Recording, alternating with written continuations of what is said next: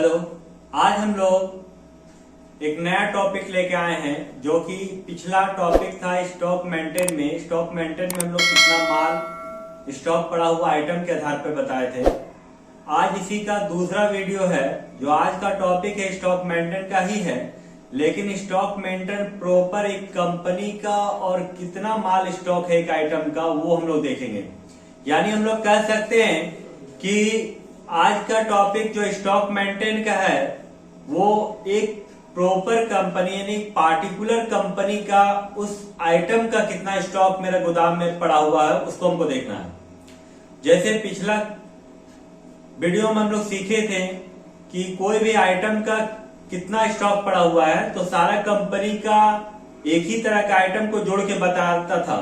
लेकिन आज का वीडियो में यदि 5 तरह का कंपनी है तो पांचों तरह का एक ही आइटम है, एक ही तरह क्वालिटी एक ही आइटम है, तो उस आइटम का हर एक कंपनी का कितना स्टॉक पड़ा हुआ जो वो आज हम लोग सीखेंगे। तो वीडियो को शुरू से अंत तक देखिएगा तो आपको पता चलेगा कि स्टॉक मेंटेन कैसे करते हैं, और वीडियो को दूसरे को भी शेयर कर दीजिएगा।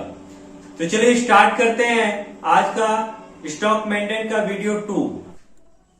आज हम लोग कुछ अलग सीखते हैं। चलिए आज हम लोग जो देखने जा रहे हैं वो एक एजेंसी में काम कर रहे हैं या किसी होलसेल दुकान में आप काम कर रहे हैं जहां पर आपको स्टॉक मेंटेन करना है। और वहां पर जब आप स्टॉक मेंटेन करने बैठिएगा तो मालिक को आपको पता होना चाहिए कि कौन सा आइटम का कितना स्टॉक मेरा गोदाम में पड़ा हुआ है, क्योंकि मालिक आपसे पूछेगा कि जो आइटम है वो हमारे पास है या नहीं है, या हमें मंगाना पड़ेगा, या कोई कस्टमर आ गया है और आपसे आइटम मांग रहा है आपके गोदाम में है या नहीं, उसे देखने के लिए हम लोग स्टॉक मेंटेन करते हैं।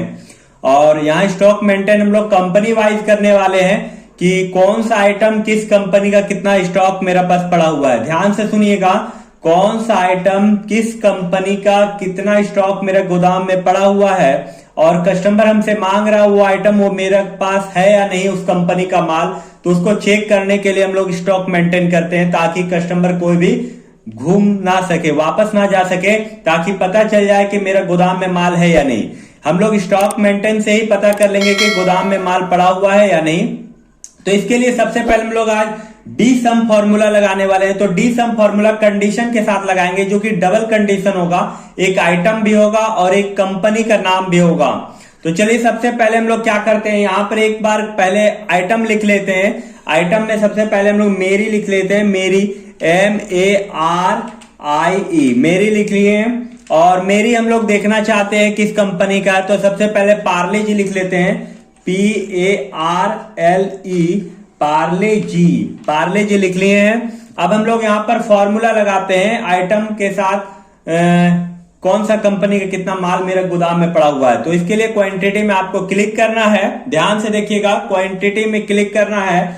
सबसे पहले आपको इक्वल टू लिखना है, फिर डी सम लिखना है, डी सम SUM डी सम लिखने के बाद आपको ब्रैकेट देना है।